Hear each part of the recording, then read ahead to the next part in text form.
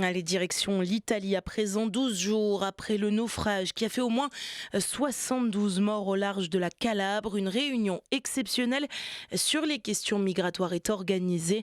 Alors que les ministres de Giorgia Meloni ont déclenché des polémiques ces derniers jours, le gouvernement s'est déplacé ce jeudi dans la commune où a eu lieu le drame, l'occasion de rendre hommage aux victimes et surtout d'annoncer de nouvelles mesures migratoires pour renforcer notamment la lutte contre les passeurs.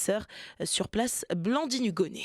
C'est dans la petite ville de Cutro, là où les survivants et les cadavres ont été repérés après le naufrage du 26 février, que le gouvernement italien a tenu à se réunir en Conseil des ministres. Réunion exceptionnelle qui a commencé par le geste symbolique de la présidente du Conseil dévoilant une plaque en hommage aux dizaines de migrants noyés sur les côtes italiennes.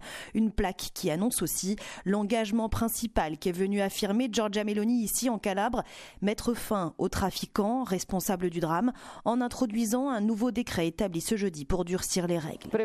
Nous prévoyons l'introduction d'une nouvelle sorte de crime pour ceux qui font du trafic de clandestins, qui prévoit jusqu'à 30 ans de prison pour ceux qui provoquent la mort des personnes ou des séquelles graves. Ces criminels, je veux les combattre, je veux les éliminer. C'est ça la politique de la fermeté.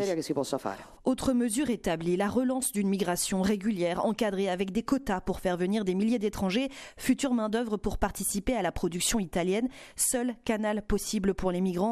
En Italie, on n'y entre pas illégalement, a tenu à clarifier Giorgia Meloni, qui annonce aussi une simplification des procédures d'expulsion et de rapatriement. C'est donc un nouveau tour de vis de la politique migratoire italienne après celui qui limite déjà les sauvetages des navires humanitaires, qui fait hurler les ONG. 40 associations ont déposé une plainte ce jeudi au tribunal de Crotone, alors que sur place, une protestation d'habitants a accueilli le cortège du gouvernement en jetant des peluches sur les voitures officielles pour dénoncer une instrumentalisation de la mort de ces dizaines d'hommes, femmes et enfants par le gouvernement d'extrême droite. À Rome, Blandine Hugonnet pour Medi 1.